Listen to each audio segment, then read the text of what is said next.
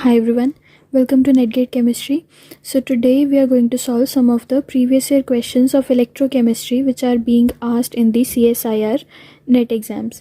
So the first question which we are going to discuss says that the standard electron potential of Fe3 positive to Fe2 positive and Fe2 positive to Fe electrodes are this and this, right? At 300 Kelvin, the E naught for Fe3 positive to Fe electrode at same temperature are. So basically we have to find out the electrode potential for this Fe3 positive to Fe. So firstly, what have been given to us? First they have given electrode potential for Fe3 positive to Fe2 positive, that is Fe3 positive is taking up one electron and changes to Fe2 positive. For this reaction they have given E naught value of, suppose this is E naught 1, E naught 1 is given as plus 0.77 volt. Now secondly they have given electrode potential for Fe2 positive to Fe, that is Fe2 positive is taking 2 electrons and changing to Fe. For this also they have given electrode potential, suppose it is E naught 2 and the value is minus 0.44 volt. This is also given to us.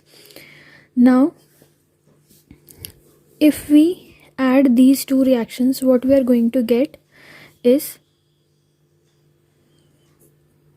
Fe3 positive plus 3 electrons, this will cancel out with this, will give Fe.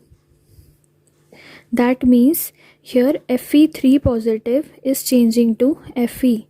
For this reaction, for this particular reaction, we want to find out the electrode potential, right, for Fe3 positive to Fe. This is the reaction for which we want to find out the EMF. So if you look closely at this chemical reaction, then you will find that this is a half cell reaction. Why I am saying that it is half cell reaction? Because electrons are involved, right?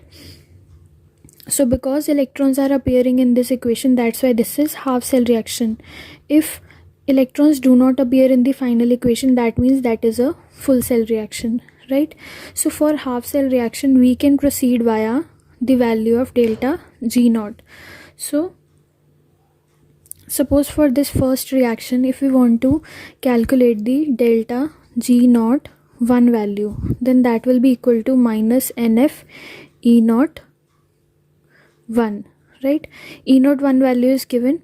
For this reaction, value of N is 1. N is the number of electrons involved. Here 1 electron is involved. So minus of 1 into F into E naught 1, that is 0.77 volt, right? This is delta G naught 1. For the second reaction, delta G naught 2 will be equal to minus N. Suppose this is N1, this is N2. N2 F E naught 2. In this reaction, number of electrons involved are 2. So it will be minus of 2 F into minus 0.44, right? Now we have found the values of delta G naught 1 and delta G naught 2.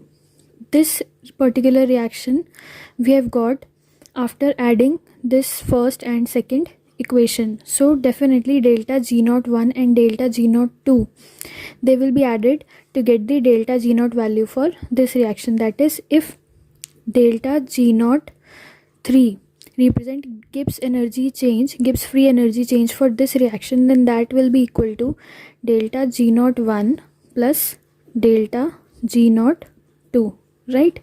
Because these two equations sum up to give the third equation, and because it is a half cell reaction, so we have to proceed via delta G naught values. So because we have added these two reactions for this final reaction, so their delta G naught values will also be added in order to get the delta G naught 3 value for the third reaction. So what we are going to get now is delta G naught 3 will be equal to minus G naught 1, which is equals to minus 0.77 F plus, see here this negative and this negative will cancel out. 0.44 into 2 will be 0.88 F. Right, now F common, 0.88 minus 0.77, it will be 0.11 F. After putting the value of Faraday constant, that is 96500, what you are going to get is, okay, here we do not need to put the value of F. Delta G03 is also equal to minus N3 F E03. Right, now we want to find out this E03 value. Right, we want to find out this E03. So first, what will be this N3? N3 will be the number of electrons involved in this final reaction, that is 3.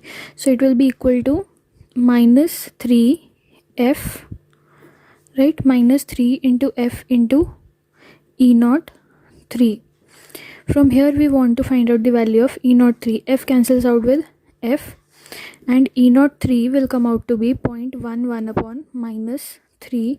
After solving, you will get minus of 0.04 volt. Right, so D option is the correct option. What we have done here is that we have proceeded via delta G0 values. Why? Because when we add the first and second equation, we get the third equation, which is the half cell reaction. How we know that? Because the electrons are appearing in the final equation, that's why it is a half cell reaction. So we have to proceed via delta G0 values. We just need to find out the delta G0 1, 2 and 3 values, and then equating them. See, delta G03 will be equal to the sum of first and second delta G0 values. Also it will be equal to minus NF E0. Equating these two, we can get the value of E03. Right, so this is about the first question. With this, we'll move on to the second question. So now this second question says that for an aqueous solution at 25 degrees Celsius, the Debye-Huckel limiting law is given by. So in case of dilute solution, what you know is that when we are talking about the dilute solution, in that case the mean ionic activity coefficient, that is represented by gamma, that is considered to be unity, that is 1. That is for very dilute solutions. Right, and in ideal case, for very dilute solutions, we assume that the value of mean ionic activity coefficient is equals to 1. But in case of real solution, this activity coefficient, this mean ionic activity coefficient value deviates from the value in unity. So what happens in case of real solution? We get relation between this gamma, or you can say gamma plus minus, and mu. Right, in real solution, deviation is measured using gamma and mu, and the relation is given by this you have to, C. Log gamma is minus of 0.509 z plus z minus root under mu. Here this negative sign indicates that in dilute solution, the value of this mean ionic activity coefficient is always less than 1. Right, this is for real solution, not the ideal case. In case of real solution, the value of this activity coefficient, mean ionic activity coefficient, is always less than 1 and is given by this expression. This expression, what it does, it provides us the relation between this gamma and mu value. Right, so here the correct option is option C. See, for this you have to go through the Debye-Huckel limiting law, and there are also some of the derivations which you can look up. We have done all of that in the videos of electrochemistry, right? So there are few parts in electrochemistry which involve the derivations, and you have to go through those derivation Sometimes directly question is asked based on those expressions which are provided in the derivation. So this is one of those questions. So you have to learn this expression. There is no other way out, right? We can just discuss the concepts, but at the end you have to learn the expressions. We have discussed about all these things in the electrochemistry videos. So I think with this, so far that's it for this video, and thank you so much for watching.